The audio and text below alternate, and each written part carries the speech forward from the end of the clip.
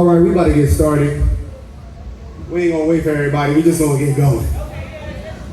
I would say one thing I notice about these kind of events, people like to sit on the outside. So just feel comfortable to come on in. I'm looking at y'all. I'm looking at y'all. I'm looking at you. I call people out, so just get used to that. Also, I want, see, they gonna miss the privilege because I'm gonna ask somebody out here in the audience, could be anybody. I need your help with my slides. So if anybody's bold enough to come, all you gotta do is press a button, and it goes to the next slide. You'll do it? All right, come on, what's your name? What's your name? Letitia? Everybody give Letitia a round of applause. She's great, she's coming on up here. All right. Hey, I got time, they got time.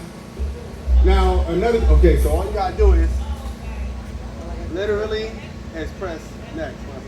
Not yet. Oh. Here's another thing. We're gonna have to stand like right here, over here instead.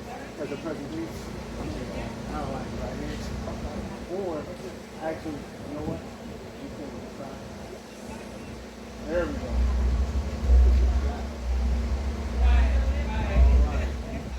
Okay, now we're going to do a test.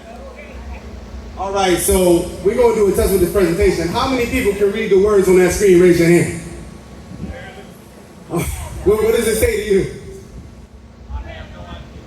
You have no idea. That's how I like to start things, because one thing I like to do, I like to blow minds. Okay? So I always start with you have no idea. That's the warning. Next slide, please. Now, do you remember how it felt when you were, let's say, I'm not going to use my, I talk pretty loud. Do you remember how it felt when you got out of maybe a religion, or maybe you were transitioning into a new religion? Or for some of y'all, do you remember how it felt when your parents finally told you, well, I don't know if I should say this, but a certain somebody was not giving you gifts under the tree? Right. Raise your hand if you remember how you felt. Destroyed.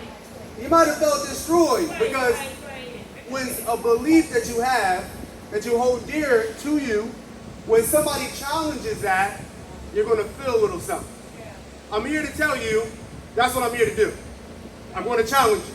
I'm not up here to make everybody go, I agree. There's going to be a lot of things I say that you're going to go, huh? And if you do that, I'm doing exactly triggers. I'm doing my job. I'm here to push. I'm here to challenge. I'm here to make you think critically, okay? So the one thing I gotta know is the conscious community, in my opinion, is out of order. I teach something called the philosophy of order. I'm also the student of the philosophy of order. So that's what I'm here to do. We're gonna break it all down for you. Next slide, please. This is the first statement.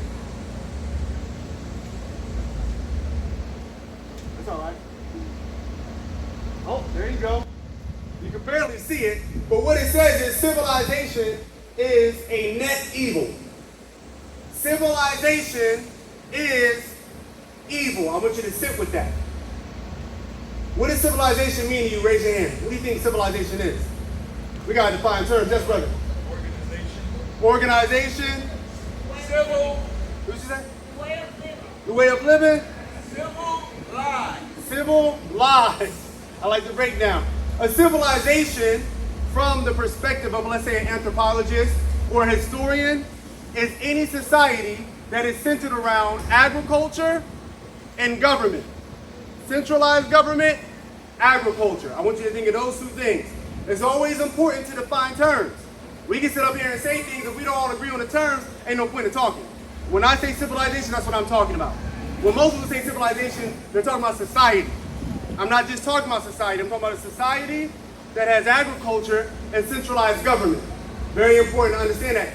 That is a net evil. I don't care if it's a civilization in Africa. I don't care if it's civilization in Asia.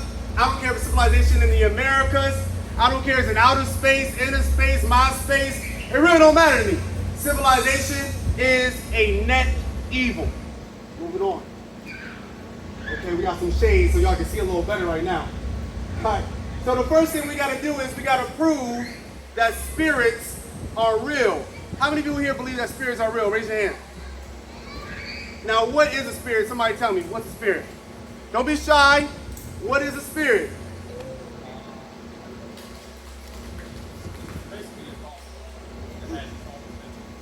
You said a thought form that has its own momentum? Okay?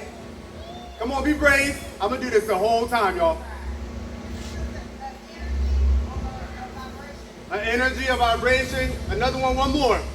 Visible force. And this, a what? An energy with nobody. I like these. This is what a spirit is in the most ancient cultures. A spirit is an essence. Pay attention.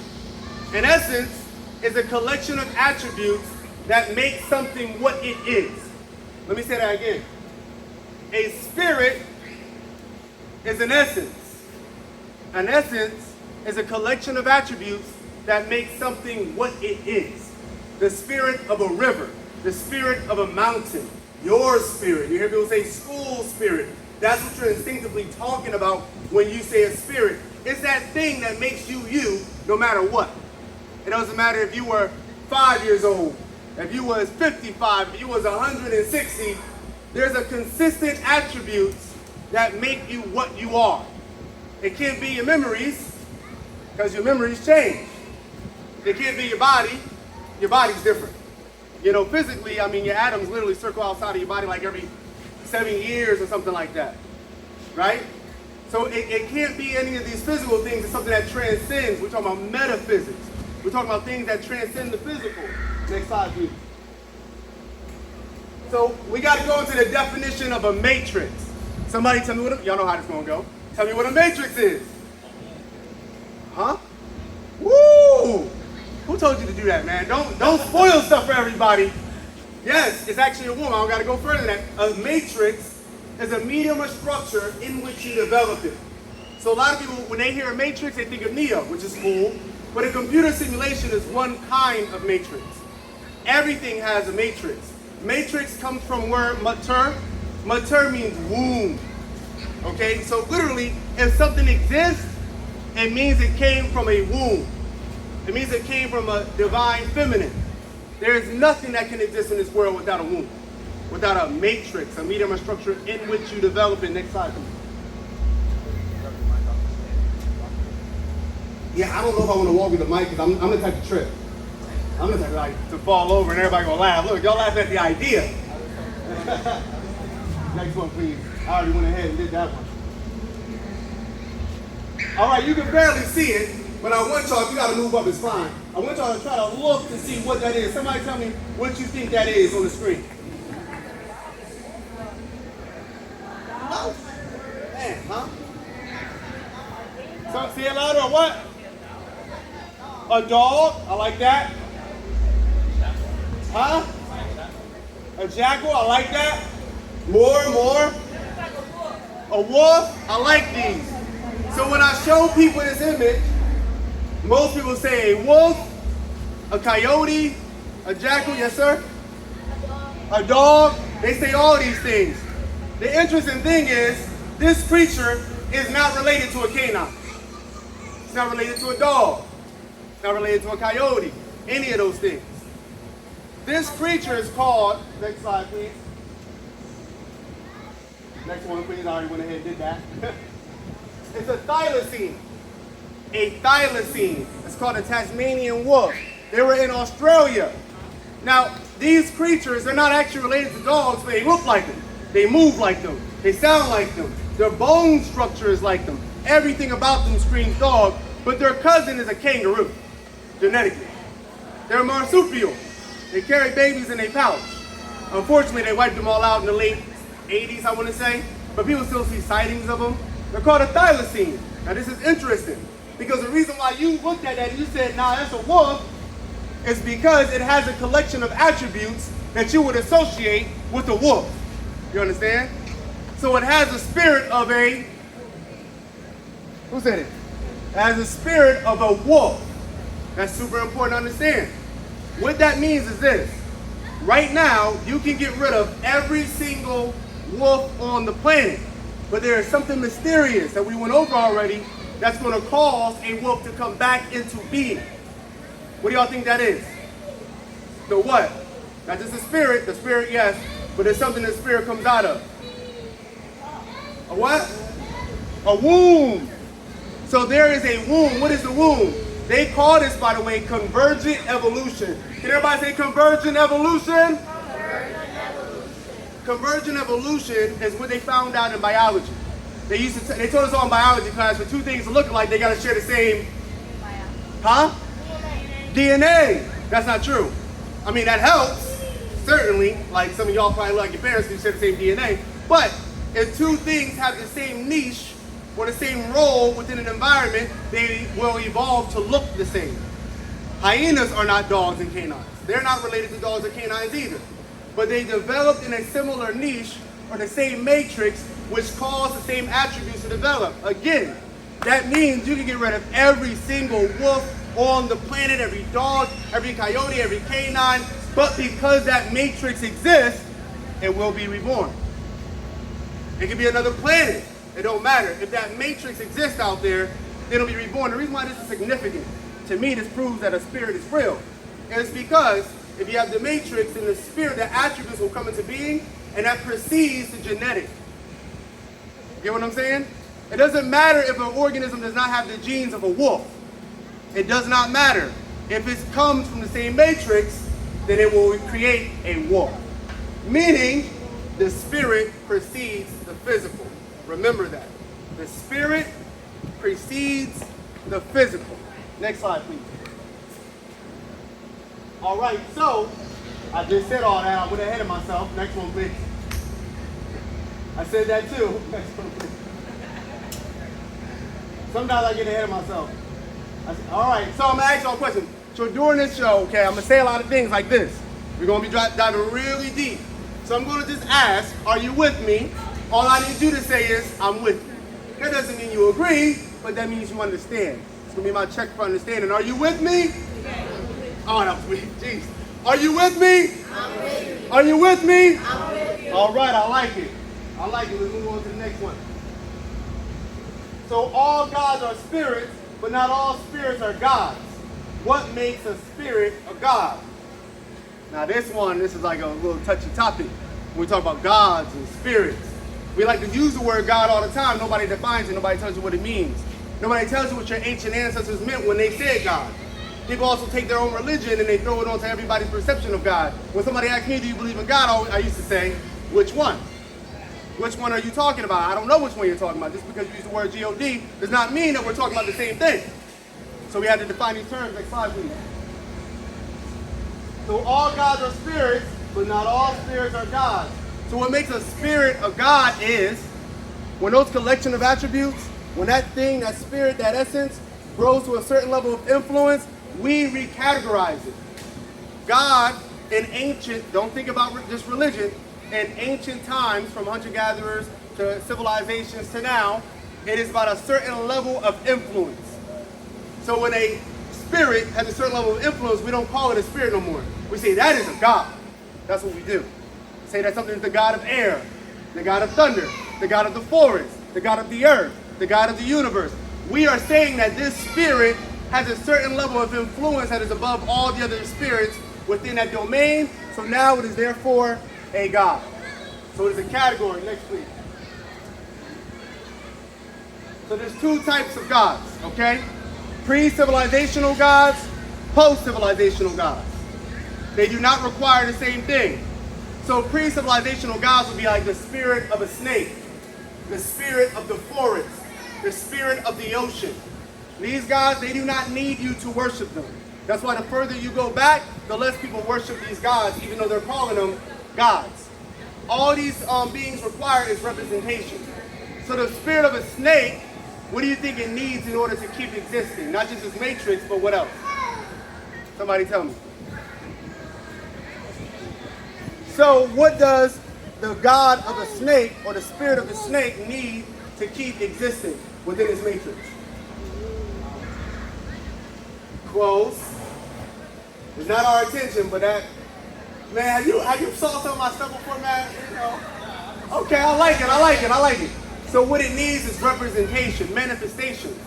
So the spirit of a snake, in order to exist, it needs other snakes.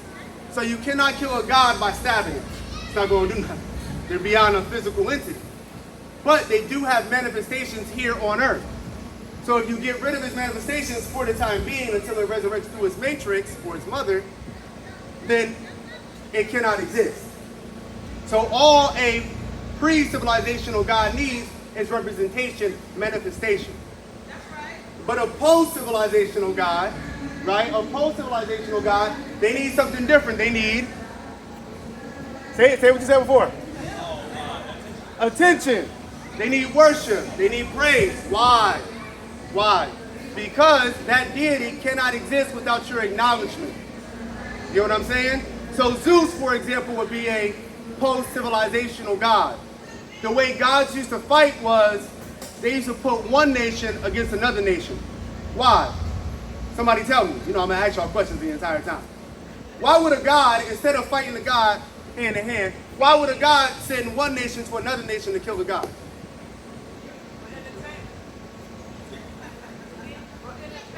Entertainment, maybe? Control. But why would I send one nation? Anybody here ever read the Bible? Raise your hand. Okay, one thing that was interesting to me when I was reading the Bible was that God used to say, or the God of the Bible used to say, destroy everything. Leave nothing. And if you leave anything, I will punish you. Believe it or not, he's not the first to say that. The Assyrian gods used to talk like that all the time. The Babylonian gods used to talk like that all the time. There's a reason. Remember, all spirits come from y'all know, a matrix, a womb. So if I just kill a spirit by wiping out his worshipers, because they need attention, so a God will send his worshipers to wipe out another worshiper, boom. But even if I wipe out the representation of people who give them attention, why can they still resurrect? Because of the womb. So what do I need to erase? The womb. So post-civilizational gods, their matrices are normally civilization. And so one God would say, nah, you gotta wipe out that entire thing. And that's how they will wipe out the gods. I ain't gonna get into all that. That's the war of the gods and all that. But you gotta understand that to get where we going. Next slide, please. So people always ask me, what about myths? How do the myths coincide? A lot of us try to read myths like they're empirical history. A myth is not meant to be read like a history book. It is not meant to be read as history. A myth is just to answer questions about the spirit in question. We still do it. Let me give you all an example. How many of y'all like to see romance movies? Like my favorite is Mr. Nobody. It's not really a romance, but I like it. My other favorite is The Notebook, right? Right? What's some of y'all favorites? What are the names y'all talking about? What's your favorite romance? You said what? Friday's a good romance. Another one. Another one. Huh? Romeo and Juliet. Now I'm gonna ask, brother, who is the story about Romeo and Juliet? Huh? It's about them, but it's about something else. There's another character. Right? Yes, but there's a spirit or character in there that most of us don't see. Who is it? I know somebody can answer it. I'm gonna do this all night. The what? You said what's that again? Man, y'all too, man. Y'all, okay. I see y'all. All right. So yes, love. So when you watch a romance movie, you are watching mythology about love. It is not meant to be historically accurate. That doesn't matter. The point is to tell you about the spirit love that is in question. So if you can leave understanding the spirit of love better, because it's abstract.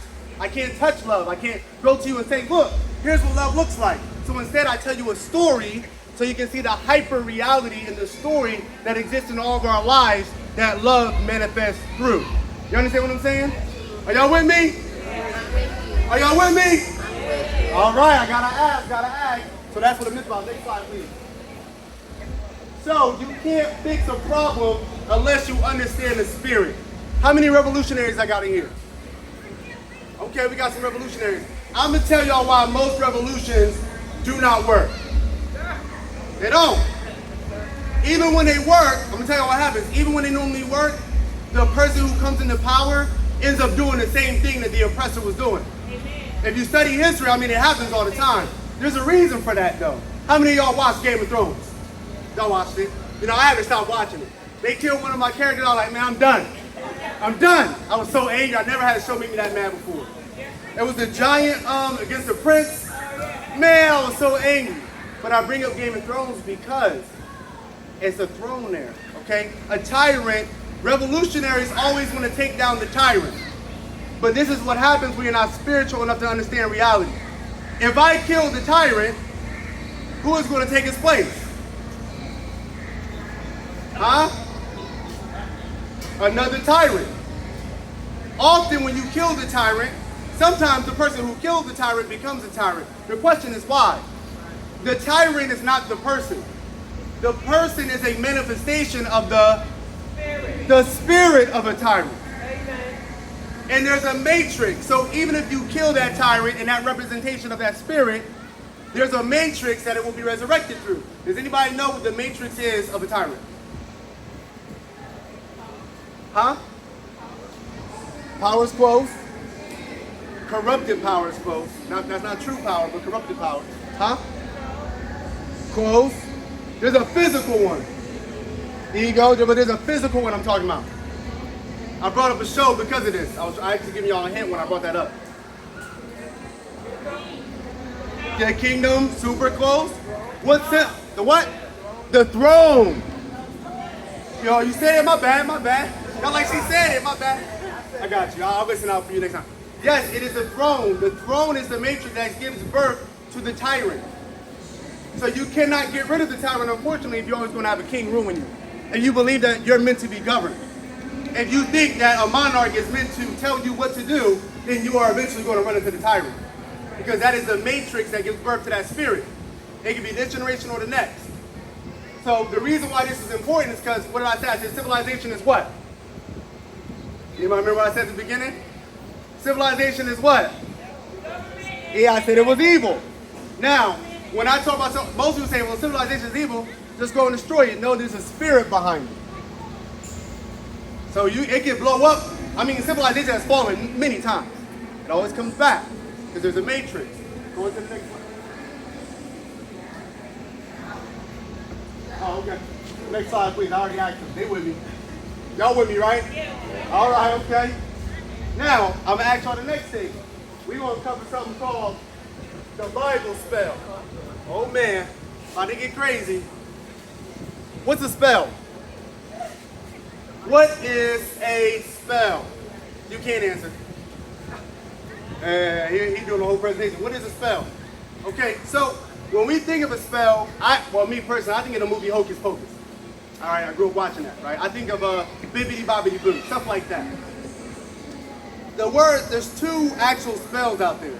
There's one spell that's connected to spelling. There's another spell, and this etymology connects to the magical sense of spell.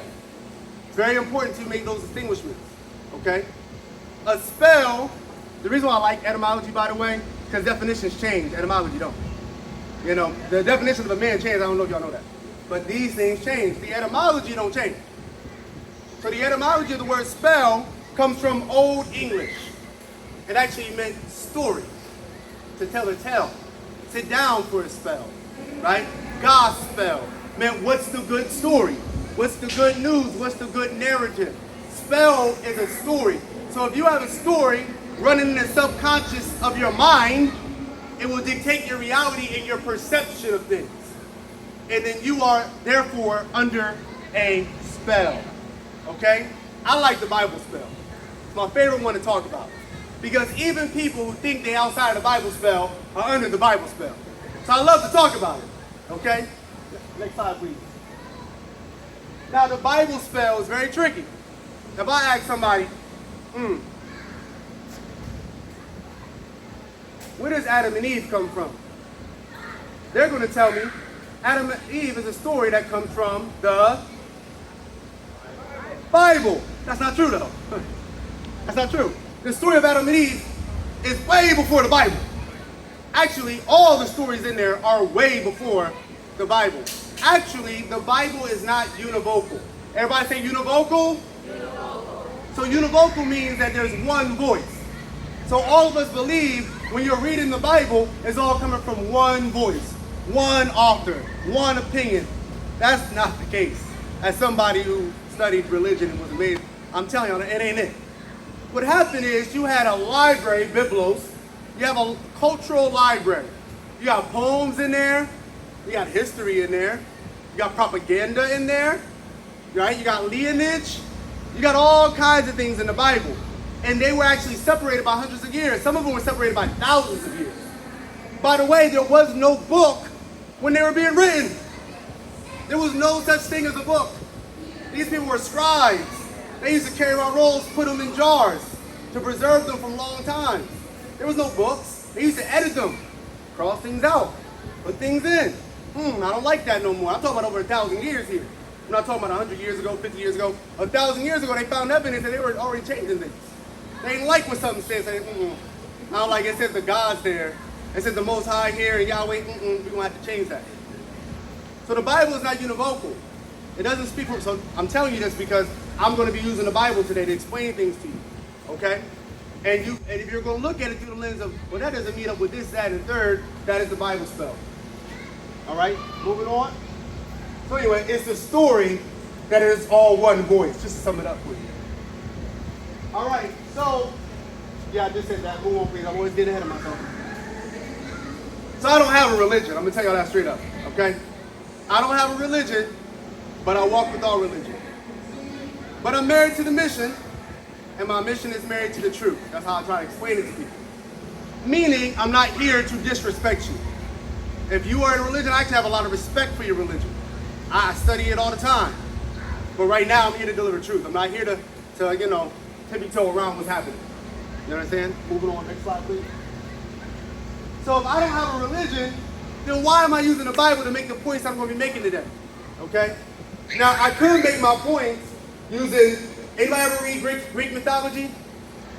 Read something called the Golden Age. Really awesome. The Golden Age. I can use the yoga cycles. Anybody familiar with the yoga cycles? Raise your hand. Oh, it's deep. Go look that up. The Hopi prophecy. I can use the Hopi prophecy to make my point. Anybody ever hear the Hopi prophecy? I can use that to make my points. I'm not going to. The reason why I'm going to use the Bible, specifically Genesis, to make my points is because we all live here in America. You do not know America is a pretty Christian or Judo religion country. You understand? Meaning, when I say Adam and Eve, you know what I'm talking about. When I say Noah, you know what I'm talking about. If I say the Nephilim, even some of y'all have studied enough to know what I'm talking about. You're very familiar with it. So I'm not going to use text that you're not familiar with to make my point. You understand? Does that make sense? You with me? You with me? I'm with you. She got it. I'm with you. All right, next slide, please. I already said it, see? Got to check for understanding. So, let me ask y'all a question. What does the forbidden fruit in the Bible represent? Oh, we going deep. I'm excited. Knowledge, I like that. Knowledge of all things. Anybody, one more? Can I get one more? Can I get one more back there? Were you about to go? You were just messing with your hat? I'm going to get you. I'm going to get you to say something. Anybody else? Consciousness, I like it, I like it. Next slide, please. Okay, so all we have to do to understand what the fruit is do a little bit of backwards reconstruction. Okay? Meaning is, if you want to know what the fruit represented in the Bible, all you got to do is look at the consequences from eating the fruit. All you got to do is look at the consequences to understand the symbolic value of the fruit. You understand? Next, please. Okay, first we got to understand who is Adam and who is Eve. All right? Does anybody here know what Genesis means? The beginning. Yes. Does anybody here know what Adam means? Don't say atom. I know that always comes when I says atom. I know we had the quantum fest. No, not atom. What does Adam mean? It's Hebrew for humanity. Remember that. Does anybody know what Eve means? By the way, that's not the real name. I can't pronounce the Hebrew, but it ain't Eve. Does anybody know what Eve means? Huh? Very good. That's exactly what it means. Life. All right, so this story is of the genesis of Adam and Eve. So therefore, the genesis of Adam and Eve is about what? Somebody put it together for me. The beginning of humanity's life. Literally is what the text is about. All right? So you got to understand that. Now, what is Adam and Eve wearing? They birthday suit, that's right. Now, where do they live? The paradise. What's in the paradise? Fruit, trees, flowers. God is beautiful up in there. You know, there's animals in there. They live amongst the animals. What do they eat?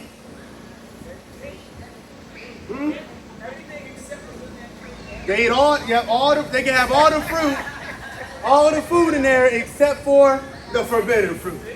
All right? Very important. So what spirit do you think Adam and Eve represents? I was about to get deep. What do y'all think, everything I just said, those collection of attributes, describes the spirit of what? Let's go deeper. I'll tell y'all.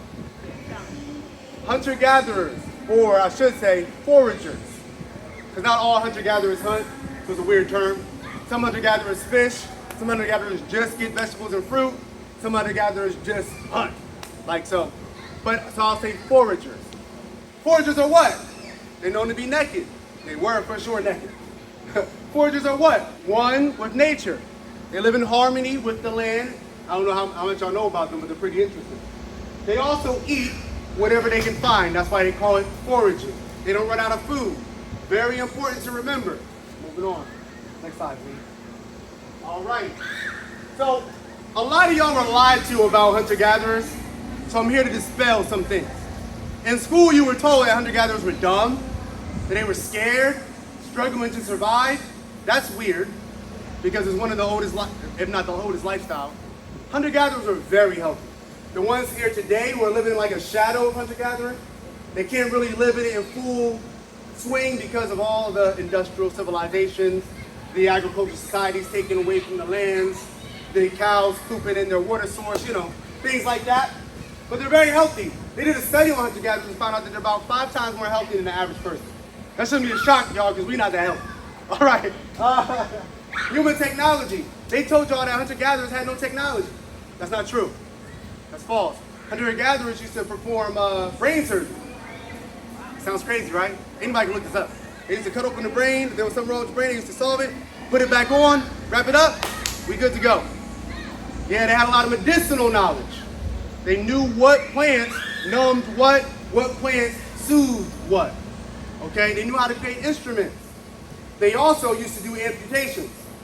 They were able to take off your arm, close it up, let you heal up, take care of you, send you around your way. Very important to understand this. Humans were happier. They did a study on hunter-gatherers, found out that they're happier than almost everybody in the civilized world. Why is that? Why the heck are they happier?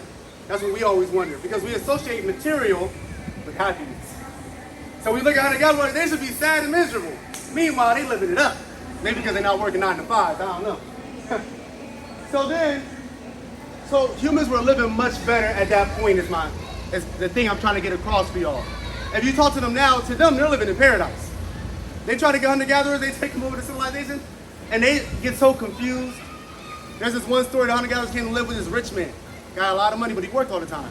Came back home, they were like, yo, why do you leave your family every morning? He's like, oh yeah, now I gotta work. What do you mean? I gotta go out work, I gotta pay the bills. Why do you gotta pay the bills? Oh, there's a debt on this house. There's debt on the house? You didn't build this house? No, I didn't. The community didn't build this house? No. The bank gave me this house, so I gotta pay the bank in order to keep. They were confused. They were here and they thought, they're like, bro, this is terrible. They said, we gotta get back home ASAP. These people are working every day, right? Moving on, next slide. So, they ate the forbidden fruit. What are the curses that the God in the Bible describes when Adam and Eve eat the fruit? I'm gonna tell y'all. He says, because you have done this, the ground is cursed because of you. What do y'all think that means? That's deep. Because you have done this, the ground is cursed because of you. What does that mean? I'm really asking y'all, not rhetorical question. Who's gonna try? can't grow food, that's actually, I'm just gonna go from there because that's really close. What happens is, well, I'll explain in a second. Sweat by your brow. Oh, now you'll have to toil. Now you'll have to eat bread to the end of your life. Now you'll have to eat food from the ground. These are the curses of being a fruit. What does that sound like to y'all? Now you gotta be a farmer. You get it. Now you have to be a farmer. You have to eat food that grows from the ground, not from the trees, not from the forest. Now the ground is cursed because of you. I don't know if you know, but when you plant agriculture in the ground, agriculture is a system that does not give back to the earth. It takes, but it does not give back. Because of that, the soil is depleted. As that grows out further and further, it destroys habitats, ecosystem, forestry, biodiversity. But I'm going ahead of myself again. All right, next slide. What happened to Eve? He said Eve would get what? Does anybody remember? This one's famous. Huh? More labor pain. I'm going to triple your labor pain. You're going to have more children. It also said you're going to be ruled by your husband. Huh? Say again? Right. Afraid of snakes. So here's what you got to understand about that. Hunter-gatherers, they don't teach all this, are egalitarian. Does anybody know what egalitarianism is? So it's not the matriarch, it's not the patriarch. You said what? Huh? Equal means everybody in society is equal. Nobody's governing anybody. Nobody's above anybody at any time. You're egalitarian. Meaning a man is not above a woman. If you went to a hunter-gatherer and said that, especially one that lived in the Congo or something, they would think you were joking. It sounds weird to them. It seriously sounds strange. They don't know of anything like that. It says now you're going to have to be under your husband. I got to tell you all about the rib. The rib irks me so much. Only because if you study Hebrew, it actually is Selah or Chesela. Chesela does not mean rib. In the entire Bible, it is never translated again as rib. Oh yeah, it gets deep. Selah in Hebrew in the Bible translates to equal portion. So when they use it anywhere else, it's the equal half. So when it says God took this from Adam, God took the equal half. But when they were translated, they didn't like it. They didn't want women going around saying, yo, bro, let's stay right here. Prior to the fall, we equals. So they said, let's figure out what is the smallest thing that we know of on the side of a man. They said the rib. And they ran with that. Very important to understand this. When it says childbirth, this part is super important. Hunter-gatherers used to have on average 3 to 5 kids. 3 to 5 kids. Does anybody know when women switch to agriculture, how much children they begin to have? Huh? 10 to 12. That's right. 10 to 12. Power them things out, right? 10 to 12 babies. The reason why is because a lot of us think that breastfeeding goes one way. You think it's just for the baby. It's not true. Breastfeeding is for the woman and the baby. So when agricultural societies developed, they said, bro, we can't have you feeding this baby all day. We need you to work. Literally, that's what happened. So they started to give the goat milk and the cow milk to the baby. But they didn't know that the woman had a mechanism. As long as she was breastfeeding, the body would take a break from reproduction. It was a natural contraception. But they didn't know that, of course, so they just started having more babies. So the childbirth and child pain increases. So this is all connected to the transition from hunter-gathering into agriculture. Next slide, please. So the fruit represents what? Based on that. Who can tell me? Come on, y'all. I think I said it. Nope. Close. What does the fruit represent? I ain't gonna tell y'all. Some of y'all waiting. Somebody else will go. That's why the world is the way it is right now. Huh? No. What does the fruit represent? Think about it. All the things we just mentioned. What is the fruit the knowledge of? Let me say it like that. Of what? Because they ate the fruit and all this stuff started happening. Of what? Some of y'all know the answer. You're just scared to say it. No. Think about everything we said. Huh? Huh? You said what? I'm gonna wait. Y'all gonna give me the answer. We just did all that work. What does the fruit, looking at all the things we just went over, what are all those signs? You said it earlier, that's what I'm surprised. So I keep looking at you. You already said it before. So what is that? They ate the fruit, all these things happened, which is a sign of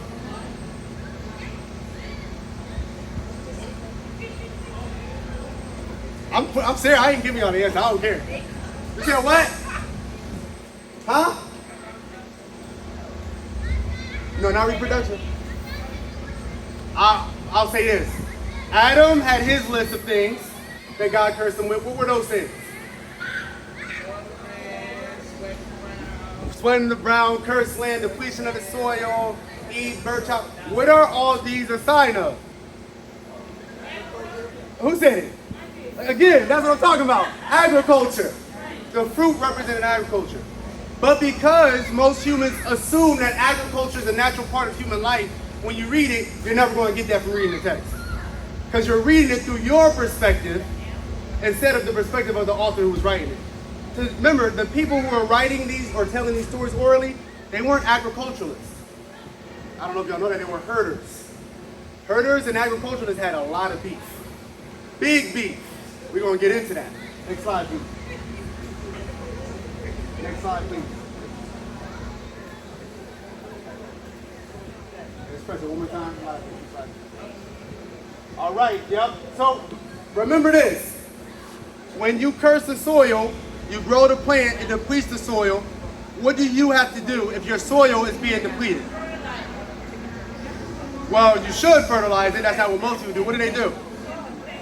What do the people do? They start what? Huh? They start expanding out. They're like, bro, if the food's not growing here, we gotta go there. So where they gonna run into? Animals, they gonna kill them. They gonna run into trees, they gonna cut them down. This is how it happens. It's unsustainable. Eventually they're gonna run into other what? People. All right, next slide, please. I know y'all with me, next slide. Next slide, please. All right, what is Cain? Cain is a what? Cain is an agriculturalist, if y'all didn't know. He plants from the ground. What is Abel? Huh? He's a herdsman. Okay.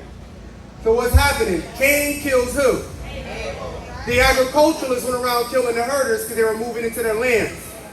This is historical. They were going around in history and murdering the herders because they were competing. The herders were closer to nature. Just like Abel, does anybody know the story? Abel gave God a gift. Cain gave God a gift. God accepted it from Abel, did not accept it from. Okay. All right, moving on. Y'all already get it. So, did y'all know that Cain is the first builder of cities? If you read the Bible, he's the first builder of cities.